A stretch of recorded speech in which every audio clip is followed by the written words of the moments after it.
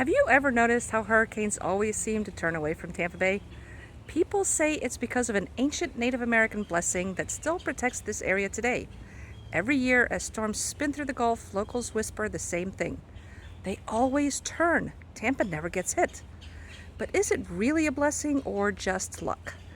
That's the fact or fiction we're exploring today. Tell me in the comments what you think. And while you're here, hit that like and subscribe button if you love uncovering Florida's legends and hidden history.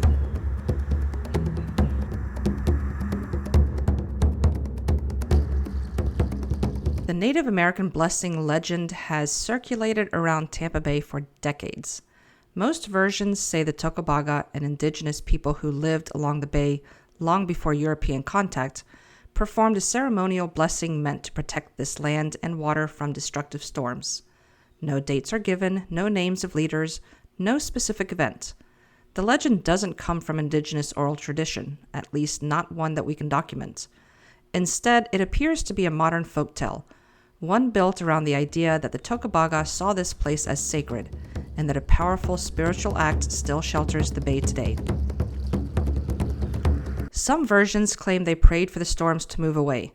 Others say the blessing was woven into their ceremonial mound sites, especially at the large temple mound at Safety Harbor overlooking Old Tampa Bay.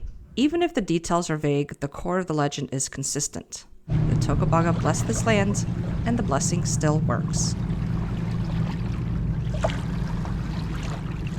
To understand the legend, you have to understand the people behind it. The Tocobaga lived around the north end of Tampa Bay from roughly 900 to 1600 AD, although their ancestors had been here far longer. Their main town is believed to have been located at Safety Harbor in what's now Philippe Park. Archaeology tells us several key things about their society. They were mound builders. The Tocobaga constructed platform mounds for ceremonies and chiefs' residences and enormous shell middens made from centuries of discarded oyster, clam, and whelk shells.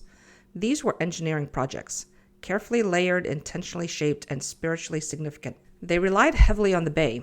Their lives revolved around these waters. They harvested fish, shellfish, and marine plants. Dugout canoes were their main transportation. Archaeologists have even found tools made from lightning whelk, a shell associated with spiritual meaning across the southeast. And they had a complex ceremonial life. While we don't have written records from the Tocobaga themselves, Spanish accounts describe chiefs, priests, rituals, and large community gatherings. The mounds were not random piles of shell, they were intentional ceremonial spaces. Because of this, it's easy to see how, over time, outsiders might assume the mounds had supernatural abilities, including the ability to protect the area from storms. The real history is more tragic than mystical, though. Within decades of Spanish contact, likely the expeditions of Panfilo de Narvaez in 1528 or Hernando de Soto in 1539, the Tocobaga population collapsed due to disease, conflict, and destabilization. By the late 1600s, they were no longer a distinct surviving group. Their physical sites remain, their mounds remained, but their oral traditions do not, which is why stories like the Native American blessing emerged later, filling gaps left by history. So if the Indian blessing isn't an original Tocobaga story, where did it come from? Here's the part that surprises a lot of people. While the Tocobaga were real and their mounds are some of the most important archaeological sites in Tampa Bay, the idea of a specific hurricane blessing doesn't appear in any documented indigenous traditions, Spanish accounts, or early Florida folklore. In fact, the legend itself is surprisingly new. The earliest known references don't show up in old newspapers or mid-century tourism brochures. They appear in modern community newsletters, blogs, and local TV segments from the 2000s and 2010s. The story seems to have grown as a kind of community explanation for why major hurricanes kept missing Tampa Bay.